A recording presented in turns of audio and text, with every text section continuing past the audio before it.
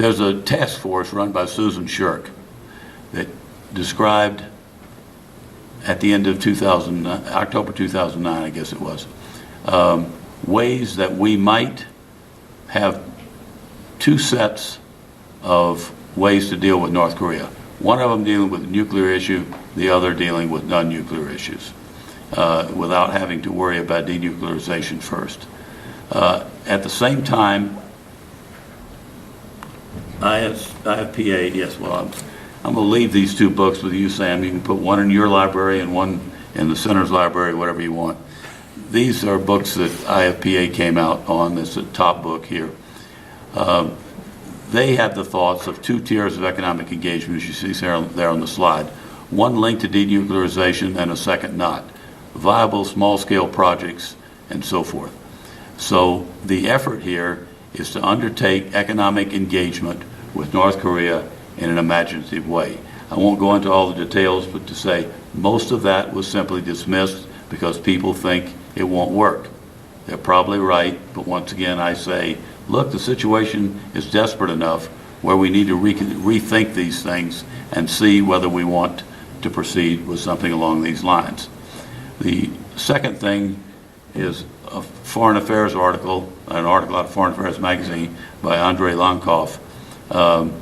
He sort of wants to subvert North Korea by making sure that information about how bad things really are within their country and how the rest of the world is gets to the North Koreans, and that transformation will come about internally.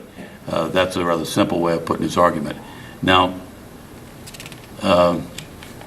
yesterday, so this is a new slide made on the United flight from Calgary to Denver yesterday afternoon. This is the magazine that my wife saw in a newsstand in Calgary, and it has that article, North Korea's Digital Underground. It's an extremely interesting explanation that since 2004, these media organizations, I'm keeping this one, by the way, Sam. These media organizations have been launched in Northeast Asia to get info out and destabilizing information in, using such things as chips, thumb drives, e-books, and so forth. There has been established a network of reporters. These reporters are actually dealing with papers like the Washington Post, the New York Times, and so forth. But the outlets like Daily North Korea, it's called, that's one of them I can remember right offhand, are used by these major papers, are getting, that's a typo, 150,000 hits per day. That's my recollection. I could look it up in book and make sure. A lot of hits. But how are the North Koreans getting access to this? Well, lo and behold, something like 1 billion Chinese are getting much more affluent, and they're dumping their old Walkmans and their old computers, and all the stuff is being sold to the North Korean neighbors at very cheap prices.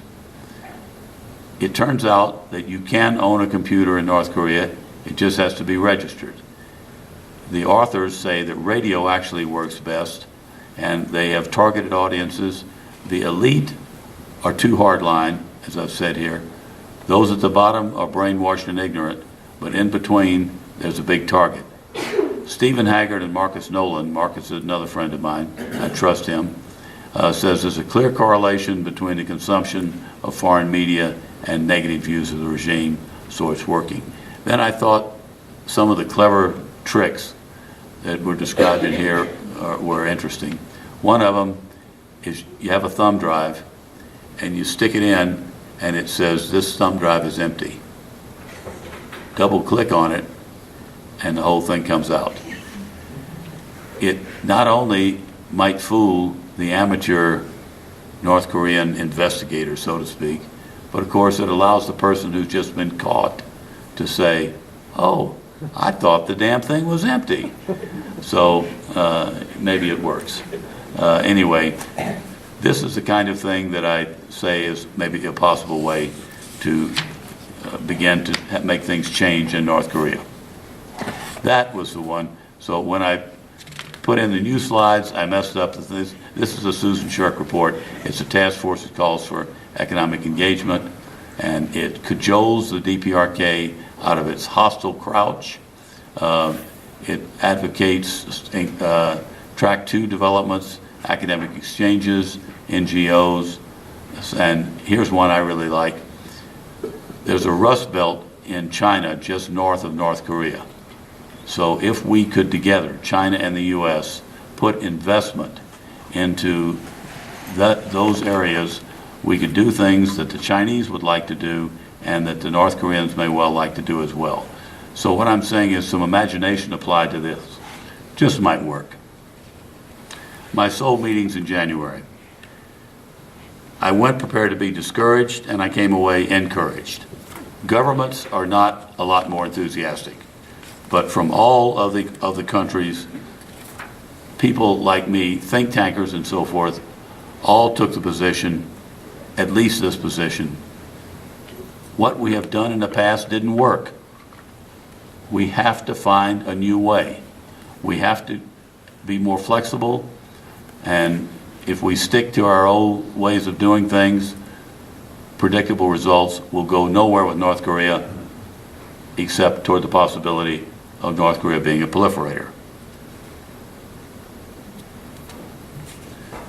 I wasn't very encouraged by the summit.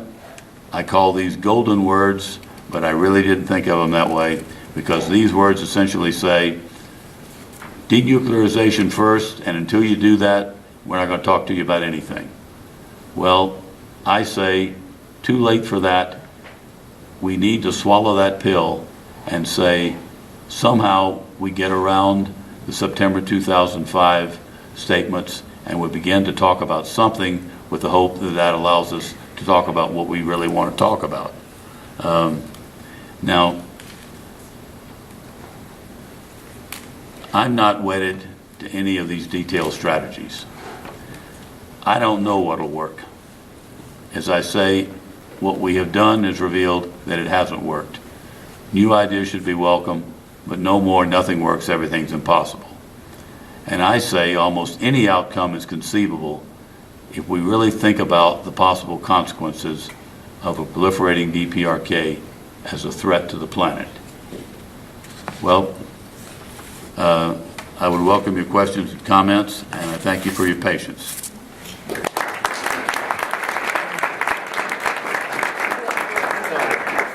I have been really amazed by his computer ability.